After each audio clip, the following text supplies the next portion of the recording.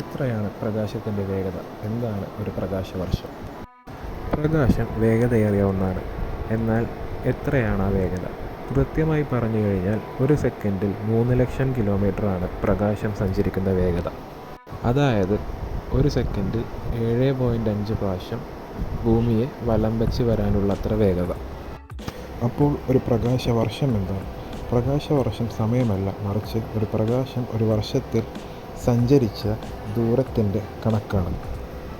അതായത് ഒരു വർഷത്തിൽ പ്രകാശം സഞ്ചരിക്കുന്ന ദൂരം എന്ന് പറഞ്ഞാൽ 9.46 ട്രില്യൺ കിലോമീറ്റേഴ്സാണ്.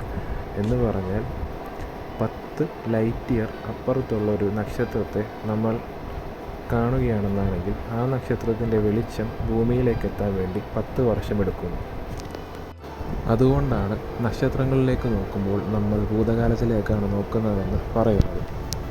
പ്രപഞ്ചത്തിലെ ഒരു വസ്തുവിൽ നിന്നുള്ള വെളിച്ചം ഭൂമിയിലേക്കെത്താൻ എത്ര നേരമെടുത്തു എന്നുള്ളത് നോക്കിയാണ് ആ വസ്തുവും ഭൂമിയും തമ്മിലുള്ള ദൂരം അളക്കുന്നത്.